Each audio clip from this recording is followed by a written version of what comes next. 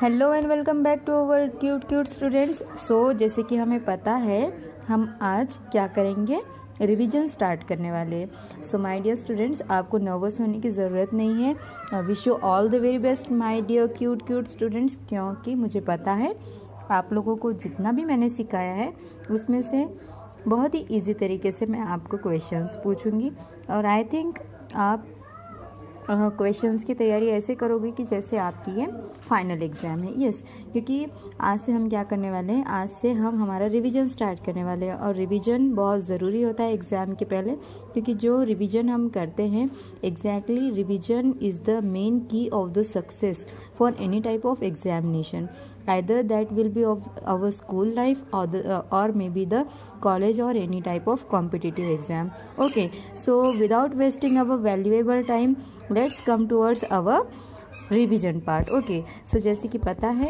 अब हम क्या करेंगे, रिवीजन को स्टार्ट करेंगे। तो जो अनसीन पैसेज है हम फर्स्ट ऑफ ऑल ग्रामर को ही देखेंगे, क्योंकि ग्रामर पे हमारा ज़्यादा फोकस होना चाहिए। हाँ, मैं ऐसा नहीं कह रहा हूँ कि लिटरेचर हमें नहीं पढ़ना चाहिए, literature is also important, is equal important, but because we have a lot of content in our grammar. Yes, जैसे कि आई थिंक हमारे पास 15 से 20 चैप्टर्स हमारे ग्रामर के कंप्लीट हो गए थे। रीडिंग कॉम्प्रहेंशन के 4 टॉपिक्स हमने देखे, उसके बाद में राइटिंग स्किल्स में हमने आई थिंक 6 टॉपिक्स कवर कर दिए थे, और उसके बाद में हमने ग्रामर का जो पार्ट था उसके अंदर भी हमने 6 और 7 टॉपिक्स हमने कंप्लीट कर लिए थे। यस, तो चलिए विदाउट वेस्टिंग टाइम, बहुत ज़्यादा प्रोपोर्शन है हमारा रिवीजन करने का, तो मैं आपको पहले एक बात क्लियर करवा देती हूँ कि जो हमारा रीडिंग कॉम्प्रहेंशन का जो पार्ट है, जो अनसीन पैसेज का पार्ट है, जो फर्स्ट, सेकेंड, थर्ड और फोर्थ टॉपिक जो मैंने आपको सिखाए हैं कि किस तरीके से हमें अनसीन पैसेज को हैंडल ओवर करना होता है। यस, तो जो मैंने आपको यहाँ पे पैंगोंग सो लेक, उसके बाद में the hound of the Baskerville, उसके बाद में वारली पेंटिंग्स और उसके बाद में मैनहट्टन ऑफ द डेजर्ट, ये जो हमने 4 रीडिंग कॉम्प्रहेंशन के पार्ट देखे हैं, इनमें से कोई भी आ सकता है और मे भी नहीं आ सकता है, क्योंकि जो रीडिंग कॉम्प्रहेंशन पार्ट होता है वो ऑलवेज अनसीन पैसेज होता है। तो इनमें से कोई आपके एग्जाम्स में नहीं आने वाला है। आपके लिए एक ऐसा स्पेशल रीडिंग कॉम्प्रहेंशन पार्ट आएगा जो कि आपको मैंने इन 4 में से वो कोई भी जॉट डाउन किया हुआ नहीं होगा। Okay, so you have to prepare yourself as an unseen passages comprehension. Okay, तो जो भी अनसीन पैसेज होगा वो आपने नहीं देखा होगा, या फिर इन 4 में से वो कोई भी एक नहीं होगा। ओके, तो इसकी तैयारी हमने कर ली है, किस तरीके से क्वेश्चन हमें आइडेंटिफाई करने होते हैं, आंसर्स आइडेंटिफाई करने होते हैं, वो हमने देख लिया है। तो अनसीन पैसेज का पार्ट ये आपको ट्वाइस थ्राइस टाइम पढ़ना होगा, उसके बाद ही आप समझ सकते हो। ये आप बहुत अच्छी तरीके से जानते हो, पहले भी मैंने बहुत बार बताया है आपको। ओके, तो चलिए एक बात तो क्लियर हो गई कि रीडिंग कॉम्प्रहेंशन का जो पार्ट है, इन 4 पार्ट्स में से कोई भी एक पार्ट आपके एग्जाम में नहीं होगा। Okay, so don't worry about that. Now the next thing is what, notice writing. अब हम नोटिस राइटिंग को एक बार रिवाइज कर देते हैं। जैसे कि हमें पता है notice writing large group of audience को कवर करने के लिए होता है, मास कम्युनिकेशन के लिए होता है। तो जो हम नोटिस राइटिंग करते हैं वो कैसा होता है, एक बॉक्स में होता है, ऊपर टाइटल होता है, उसके बाद में नोटिस की हेडिंग होती है, उसके बाद में लेफ्ट साइड में हम डेट लिखते हैं एक्सपांडेड फॉर्म में, उसके बाद में सेंटर में हेडिंग देते हैं। अगर आपको यहाँ पे लाइन स्पेस देना है तो दे सकते हैं, अदरवाइज नहीं देना है तो भी इसमें मार्क डिडक्शन नहीं होंगे।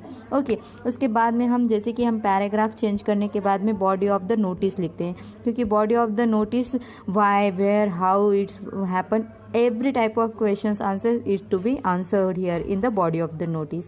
And lastly you have to write the name and the designation of the person who is undersigned here. Okay, so let us try to go towards our first exercise again, because notice writing is important for the examination point of view. So I will revise once again your notice writing. Okay, so what's the notice writing here?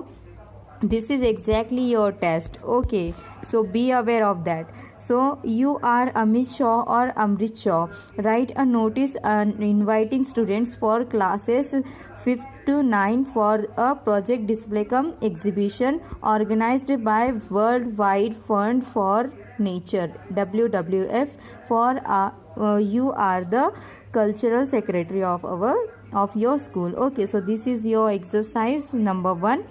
मैंने इसको पहले भी revise करवाया है, आपको सिखाया है मतलब मैंने। ओके, लेकिन जैसे कि हमें पता है कि एग्ज़ाम जो हम एक्सरसाइज करवाते हैं, एक्सरसाइज का कभी भी हम फुल्ली जॉट डाउन नहीं करते हैं, है ना। तो चलिए आज हम एक्सरसाइज को फिर से एक बार रिकैप करते हैं। तो जैसे कि हमें किसके बारे में लिखना है यहाँ पे, प्रोजेक्ट डिस्प्ले का एग्जीबिशन, ये हमारा सब्जेक्ट है। Yes, so first of all आपको याद रखना है, मैं फिर से आपको बता रही हूँ कि आपको बॉक्स ड्राफ्ट करना होता है। बॉक्स ड्राफ्ट करने के बाद में ही आप क्या करोगे, टाइटल दोगे, उसके बाद में नोटिस की हेडिंग दोगे। यहाँ पे आपका स्कूल या फिर ऑर्गेनाइजेशन का नाम लिखने के बाद ही नोटिस की हेडिंग देनी होगी। उसके बाद में लेफ्ट साइड में यहाँ पे डेट लिखी है, एक्सपांडेड फॉर्म में डेट होगी, दैट इज़ 4 सितंबर 2020। ये एक्सपांडेड फॉर्म में यहाँ पे डेट लिखने के बाद आपको 1 लाइन स्पेस देना है तो दे सकते हैं, अदरवाइज नहीं दोगे भी तो कोई प्रॉब्लम नहीं होगी। यस, उसके बाद में आपको हेडिंग देनी होगी। हेडिंग शुड बी अट्रैक्टिव, जैसे कि हमें पता है। यस, उसके बाद में हमें बॉडी ऑफ द नोटिस क्या करना होगा, why, where, how, yes, at what time, सारे क्वेश्चंस के आंसर कवर करते हुए हमें बॉडी ऑफ द नोटिस लिखना है। और उसके बाद में क्या करना है आपको, जैसे कि यहाँ पे मैंने किया है, लास्ट में अंडरसाइन पर्सन का नेम और उनका डेसिग्नेशन लिखना होता है। ओके स्टूडेंट्स, सो जैसे कि हमें पता है स्कूल का नेम लिखना है, तो यहाँ पे स्कूल का नेम लिखा है ब्रह्मा वैली स्कूल। उसके बाद में नोटिस एज इट इज़ लिखना होता है। उसके बाद में डेट यहाँ पे 4 सितंबर 2020 लिखा है एक्सपांडेड फॉर्म में। उसके बाद में यहाँ पे हमारे जो हमारा सब्जेक्ट है उसका हेडिंग देना होता है, तो यहाँ पे लिखा है अटेंशन प्रोजेक्ट डिस्प्ले कम एग्जीबिशन। जैसे कि हमें पता है फ्रेजेस हम यहाँ पे यूज़ कर सकते हैं, अट्रैक्टिव वर्ड्स यूज़ कर सकते हैं, तो यहाँ पे फ्रेजेस यूज़ किए हुए हैं। उसके बाद में हमने नोटिस राइटिंग के अंदर बॉडी ऑफ द नोटिस में सारे क्वेश्चंस के आंसर कवर करे हैं कि कैसे होने वाली है एग्जीबिशन, कहाँ होने वाली है, किस दिन होने वाली है, किन किन के लिए है ये एग्जीबिशन। यस, उसके बाद में किन के पास रजिस्ट्रेशन करना है आपको, ये सारी चीज़ें यहाँ पे लिखी है। यस, उसके बाद में यहाँ पे Amrita Shaw cultural secretary undersigned person है और उनका ये डेसिग्नेशन है। यस, तो ये हो गया हमारा notice writing. Okay, now the next part of our writing skill is message writing. Message writing क्या होती है, जैसे कि हमें पता है मैसेज राइटिंग बहुत शॉर्ट होती है और ये एक पर्सन के पास जो एब्सेंट होता है उसके पास ये इंफॉर्मेशन पहुंचाने का एक हमारा मीडिया होता है। Yes, so what is exactly the message writing? Message writing is nothing but it is a short informal way of communicating through writing. Yes, so हमारे मैसेज राइटिंग का सैम्पल हमें पता है किस तरीके से मैसेज राइटिंग लिखते हैं। Definitely first of all the title, then the date and the time. पहले डेट लिखनी होती है एक्सपांडेड फॉर्म में, उसके बाद में टाइम एग्जैक्ट लिखना होता है। ओके, उसके बाद में आपको सैल्यूटेशन देना होता है। सैल्यूटेशन 1 वर्ड में होता है। यस, रिमेंबर, याद आ रहा है, रिमेंबर। ओके, उसके बाद में आपको क्या करना होता है, आपको बॉडी ऑफ द मैसेज लिखना होता है। Body of the message must be 2 or 3 sentences, not more than that. Yes, and after that you have to write the addresser's name, and addresser's name also be in the 1 word only. Okay, salutation and addresser's name always in the 1 word. Okay, so now let's come to the point that you should have to write how. So first exercise मैं आपको बताती हूँ कि हमने कैसे की थी। Revise कर रहे हैं हम, तो मैं सिर्फ एक एक ही एक्सरसाइज बताऊंगी क्योंकि हमारा सिलेबस बहुत वास्ट है। ओके डियर स्टूडेंट्स, सो हम सारी चीज़ें एक ही लेक्चर में राइटिंग स्किल पूरा कवर नहीं कर सकते, इसलिए मैं सिर्फ एक एक एग्जाम्पल ही आपको फिर से बता रही हूँ क्योंकि ज़रूरी है ये सारी चीज़ें। चलो ठीक है, मैसेज राइटिंग में हम क्या करेंगे, मैसेज राइटिंग में हम क्या क्या इंसर्ट करेंगे बॉडी ऑफ द मैसेज में, कि किसने लिखा है, क्यों लिखा है और उसने क्या इन्फॉर्मेशन आपको पहुंचाने के लिए कहा है। यस, तो डेफिनेटली हमारा बॉक्स होगा। मैसेज राइटिंग और जो हमारा नोटिस राइटिंग है दोनों में एक बात तो कॉमन थी, क्या थी, कि वहाँ पे बॉक्स ड्राफ्ट करना होता है। यस, ये बात आपको ध्यान में रखना है अभी भी। तो हमारा जो फर्स्ट एक्सरसाइज था क्या था, हमारा रितिका और राहुल के बीच में जो कॉन्वर्जेशन था, क्योंकि रितिका के फादर वहाँ पे एब्सेंट थे तो वो हमने टेलीफोनिक कॉन्वर्जेशन देखा था। यस, तो कैसे देखा था हमने वो टेलीफोनिक कॉन्वर्जेशन? राहुल ने क्या कहा था, hello good evening, I am Rahul Kumar, may I speak to your father. Yes, उसके बाद में ये कॉन्वर्जेशन स्टार्ट हुआ था और राहुल ने क्या कहा था कि आपके पापा की जो कल मीटिंग होने वाली थी 5 बजे, वो क्या हो गया है, वो पोस्टपोन हो गई है। तो आप ये बात आपके पेरेंट्स को, आपके फादर को बता देना, और वो मीटिंग कब होने वाली है वो मंडे को डिसाइड होगा। ओके, तो ये मैसेज था जो रितिका के फादर को पहुंचाना था। राहुल कुमार से ये मैसेज रितिका को पहुंचा था। तो किस तरीके से हमने इसे ड्राफ्ट किया था डियर स्टूडेंट्स? हमने first of all box draft किया था। बॉक्स ड्राफ्ट करने के बाद में मैसेज की हेडिंग हमें ऊपर लिखनी होती है। यस, तो मैसेज इस तरीके से हमने टाइटल दे दिया था ऊपर। उसके बाद में डेट एक्सपांडेड फॉर्म में लिखनी होती है, तो यहाँ पे डेट भी लिख दी थी 8 सितंबर 2020। यस, और उसके बाद में एक्यूरेट टाइम आपको मेंशन करना होता है कि कब मैसेज आपके पास पहुंचाया गया था, कि वो पर्टिकुलर पर्सन को डिलीवर करना है। तो टाइम क्या दिया है यहाँ पे? 4:09 PM। यस, तो ये टाइम था। उसके बाद में जैसे कि हमें पता है सैल्यूटेशन 1 वर्ड में होना चाहिए, तो यहाँ पे dear dad, dear mother, dear father ऐसे दिया हुआ है कि नहीं? Direct dad. Okay, so then उसके बाद में रितिका ने क्या कहा है? Rahul Kumar had call to inform you that meeting for which both of you had to go tomorrow at 5 PM has been postponed. Place and venue would be decided on Monday. कितना short message है ना ये, कि किसने message भेजा था? राहुल कुमार ने भेजा था। क्या, किस लिए भेजा था? कि जो आपकी 5 बजे मीटिंग होने वाली थी कल, वो पोस्टपोन हो चुकी है, और जो प्लेस और वेन्यू है वो मंडे को डिसाइड होगा। ये मैसेज एक्यूरेटली आपको पहुंचाना होता है जो एब्सेंट पर्सन होता है, जैसे कि हमें पता है। यस, और उसके बाद में लास्टली आपको क्या करना होता है? जो एड्रेसर होता है उसका नेम लिखना होता है। तो यहाँ पे एड्रेसर कौन है? रितिका है। यस, सो रितिका का नाम यहाँ पे लिख दिया है।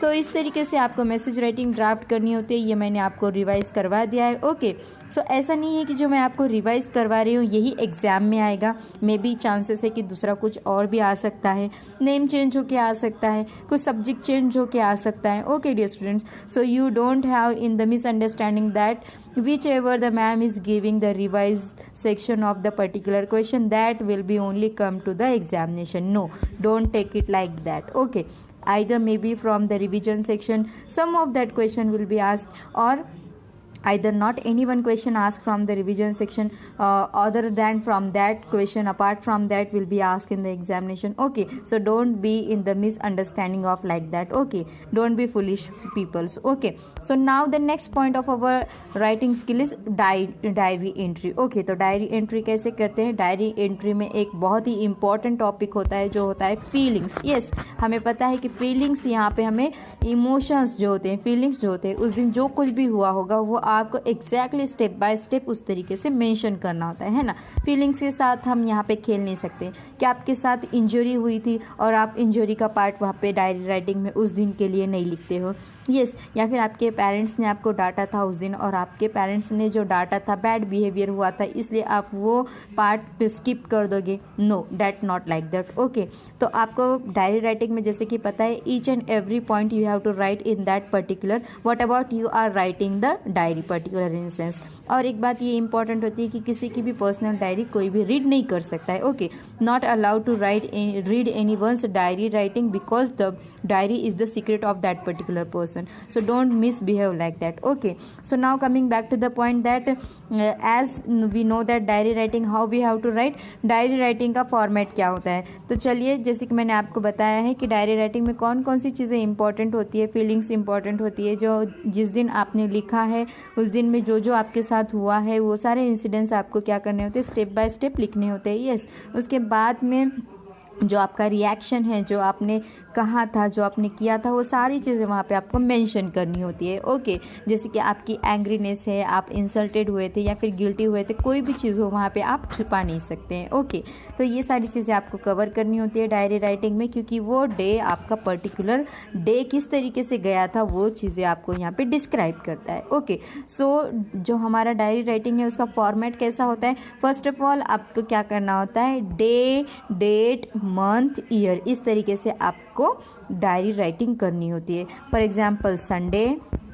ओके, संडे के बाद कॉमा दे दिया, उसके बाद में लिखा 30 अक्टूबर।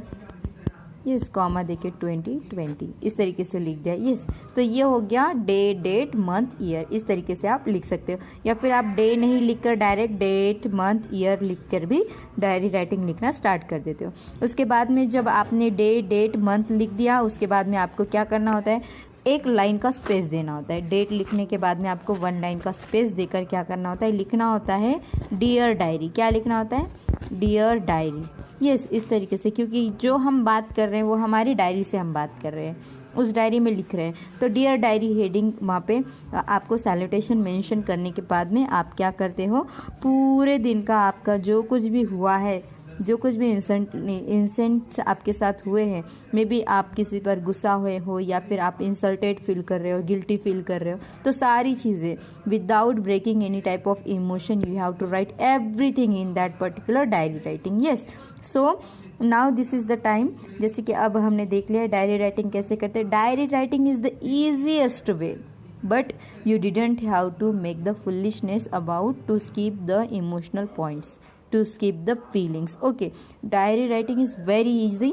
आपको क्या करना होगा, सिर्फ डे, डेट, मंथ, ईयर ऊपर लेफ्ट साइड में लिख देना है। उसके बाद में लाइन का एक स्पेस देना है और क्या करना है, डियर डायरी, वहाँ पे सैल्यूटेशन लिखकर आपके साथ जो कुछ भी हुआ है वहाँ पे आपको स्टेप बाय स्टेप 2, 3, 4 पैराग्राफ, जितने पैराग्राफ में लिखना है आप लिख सकते हो। ओके, तो चलो अब जैसे कि हमें पता है कि हमारा फर्स्ट एक्सरसाइज क्या था, चलो मैं आपको रिवाइज करवा देती हूँ फर्स्ट एक्सरसाइज। यस, जैसे कि हमें पता था ये वहाँ पे एक बच्चा था, वो क्या करने जा रहा था बहुत सालों के बाद, I think he were going for first time in the 10 years। Yes, he is going first time in the 10 years to the market, and that market were completely changed. Yes, so what the changes he seen in that particular market and what the similarities he found in that market after the 10 years also you have to write down in that particular। और diary writing हम क्यों करते हैं, diary writing हम definitely इसीलिए करते हैं क्योंकि जो चीज़ें हमारे साथ होती है वो हम 1 साल, 2 साल, 3 साल के बाद हमें वो याद नहीं रहती है एग्जैक्टली उस दिन क्या हुआ था। यस, तो डायरी राइटिंग का इम्पोर्टेंस ये है कि हम किसी भी दिन की फीलिंग्स हम after the last 20 years also we can read that and we can enjoy or we can have to memorize that what were the angriness, what were the insulted or what we have the proud and that there। Okay, so चलिए हम क्या करते हैं, first exercise को देखते हैं कि किस तरीके से हमने सॉल्व किया था। जैसे कि हमने यहाँ पे स्ट्रक्चर देखा था कि डियर डायरी हमने कैसे कैसे लिखी थी। यस, तो यहाँ पे जैसे कि उन्होंने सिर्फ डेट का हमको फॉर्म बताया था, लेकिन हम जैसे कि हमें लिखना है तो हम न्यूमेरिकली भी लिख सकते हैं। हमें लिखना है तो हम संडे, उसके बाद में कॉमा देकर 13 अक्टूबर, इस तरीके से जैसे हम लेटर राइटिंग में करते हैं उस तरीके से भी यहाँ पे कर सकते हैं। No matter, okay, it's does not take for any type of mark deduction from the examination. Okay, उसके बाद में आपको 1 लाइन का स्पेस देना होता है और उसके बाद में आपकी जो डायरी राइटिंग है वो स्टार्ट कर देनी होती है। ओके, तो यहाँ पे क्या लिखा था उसने, I woke up early today. I saw my mother getting dressed to go out. As I didn't want to get bored at home, I asked my mother if I could accompany her. The smile it brought to her face was priceless. She said, "Yes, of course, why not? Why not?" When I went to the market, I saw it was so beautiful. There were new shops with new shopkeepers. New malls were built. The payment became cashless. There were new products. When we came home, I was very happy and I bought many things for me. Okay, so like that you have to write the diary writing. Yes, every incident what you happen in that. So what the question were there, what the similarities you found and what the changes you found after the 10 years also you can have to write here. Yes, so that only write it here. So don't be mind that whatever you want to write you can write that, but without skipping the feelings, without skipping the emotions, you have to write each and every point. Okay, diary writing के जैसा कोई भी easiest part हमारे writing skill में नहीं है my dear students. Okay, so don't be nervous about the diary writing. Diary writing must comes in the examination because this is very important and this is very silly type of, this is very easiest. Yes, हम लिखते हैं बहुत बार diary writing okay, तो diary writing में क्या करना है, date आप एक्सपांडेड फॉर्म में लिखना चाहते हो, डेट, उसके बाद में मंथ एंड ईयर, इस तरीके से आप लिखना, डेट, मंथ, ईयर, और उसके बाद में क्या करना है, एक लाइन का स्पेस देकर डियर डायरी हेडिंग डालने के बाद आपका बॉडी ऑफ द डायरी आप लिखने स्टार्ट कर देते हो। Okay, so I think you might found what exactly about the diary writing. So now the next part is letter writing. जैसे कि हमें पता है लेटर राइटिंग के दो टाइप्स होते हैं, first one is the formal letter and second one is the informal letter. Formal letter were written for the business letter, were written for the official letter, were written for the to the editors also. Yes, and informal letter means we can write it for the personal usages. We can have to deliver the personal information to the our family, friends, like that. Okay, so in that case, how we have to write the formal letter? First of all, you have to write the first of all the address. Yes, how we have to write, you can see here. Okay, so as we know that first of all we have to write the sender's address. Yes, so how we have to write the sender's address, flat number 102, Divine Apartment, Pritampura, New Delhi 110034. Yes, like that we have to write the address of the sender. Then एक line का space देना चाहते हैं तो दे सकते हैं। Yes, उसके बाद में वहाँ पे डेट एक्सपांडेड फॉर्म में लिखने के बाद में जो रिसीवर है उसका एड्रेस लिखेंगे हम। रिसीवर का एड्रेस यहाँ पे जैसे कि लिखा है, the manager, progressive book store, Karol Bagh, New Delhi 110054। Yes, उसके बाद में आपको सैल्यूटेशन देना होता है, dear sir, dear ma'am, like that. उसके बाद में वन लाइन का स्पेस देकर आप सब्जेक्ट लिखते हो। यस, क्या लिखा है यहाँ पे, प्लेसमेंट ऑफ ऑर्डर। तो जैसे कि हमें पता है आप सैल्यूटेशन पहले लिखना चाहते हो तो सैल्यूटेशन पहले लिखो, या फिर आपको सब्जेक्ट सैल्यूटेशन से पहले लिखना है तो आप लिख सकते हो, no mark deduction from that. Okay, अगर आपको अगर आपको रिसीवर के एड्रेस के बाद में अगर आपको सब्जेक्ट लिखना है तो सब्जेक्ट लिख सकते हो, अगर सैल्यूटेशन लिखना है तो सैल्यूटेशन लिख सकते हो। ओके, उसके बाद में आपको बॉडी ऑफ द लेटर लिखने के बाद में आपको क्या करना होता है, आपको यहाँ पे कॉम्प्लीमेंट्री क्लोज देना होता है। क्या लिखेंगे हम, योर्स सिंसियरली, योर्स फेथफुली, इस तरीके से हम वर्ड्स यूज़ करेंगे कॉम्प्लीमेंट्री क्लोज के लिए, और लास्ट में जो सेंडर है उसका नेम लिखेंगे। यस, इस तरीके से हम फॉर्मल लेटर लिखते हैं। उसके बाद में इनफॉर्मल लेटर हम किसके लिए लिखते हैं, हमारे फैमिली फ्रेंड के लिए लिखते हैं। ओके, सो क्या करेंगे हम, जो हमारा सेंडर है, सेंडर का एड्रेस लिखेंगे फर्स्ट ऑफ ऑल। यस, तो सेंडर का एड्रेस यहाँ पे लिखा है 165C Ring Road, then Connaught Place, New Delhi 110001। Yes, उसके बाद में यहाँ पे डेट लिखी है एक्सपांडेड फॉर्म में। उसके बाद में वन लाइन स्पेस देकर यहाँ पे सैल्यूटेशन लिखा है, डियर सतीश। यस, उसके बाद में आपको क्या करना होता है, मिनिमम 3 पैराग्राफ्स में आपको आपका लेटर का जो बॉडी है वो कवर अप करना होता है। फर्स्ट पैराग्राफ में हम क्या करते हैं, जो हमारा सब्जेक्ट है, जो रीज़न है वो लिखते हैं। सेकेंड पैराग्राफ में रीज़न का एक्सप्लेनेशन देते हैं, और थर्ड पैराग्राफ में हम क्या करते हैं, हमारा लेटर क्लोज कर देते हैं।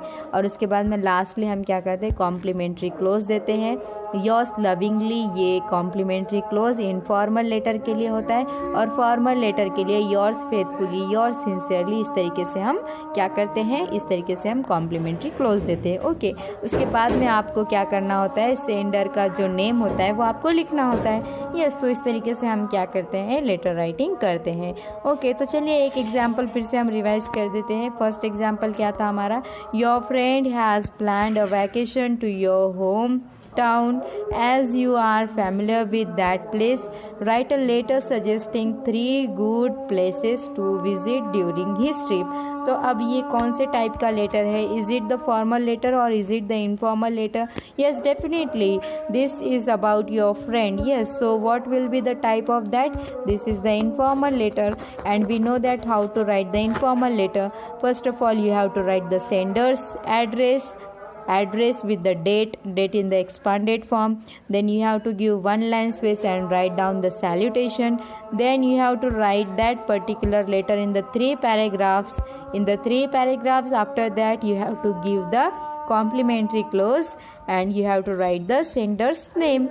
Like that you have to write the particular informal letter. Yes, then the formal letter, like the drainage system in your locality has not been maintained since a long time. It has been raining heavily since the last 2 days, due to which there is water logging in your lane.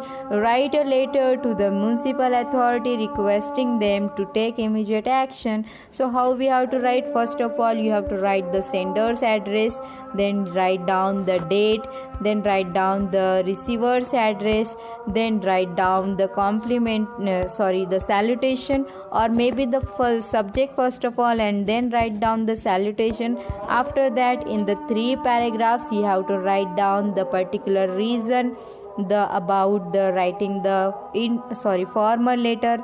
First paragraph is about the reason, second paragraph is about the explanation, and third paragraph is about the close of the particular letter. And lastly, you have to give the complimentary clause, yours sincerely, yours faithfully, and write down the lastly sender's name. Like that we have to write down. Okay, so this is your first questions answer. As you seen, what about that 3 good places in your locality? Yes, sender's address, then the with date, then first of all salutation, then 3 paragraphs for writing the letter, lastly the complimentary clause. Yes, then like the formal letter में किस तरीके से हम करेंगे? First of all sender का address, उसके बाद में डेट, उसके बाद में रिसीवर का एड्रेस, उसके बाद में सब्जेक्ट लिखना है तो subject first of all dear sir यानी सैल्यूटेशन लिखना है तो salutation first of all as per your choice. उसके बाद में आपको 3 पैराग्राफ्स में लेटर लिखना है और 3 पैराग्राफ्स में लेटर लिखने के बाद में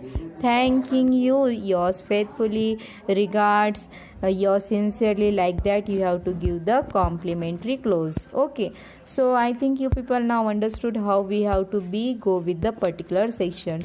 So that's it for this video lecture. We will meet very soon in our next video class. We have to go towards our next part of the revision.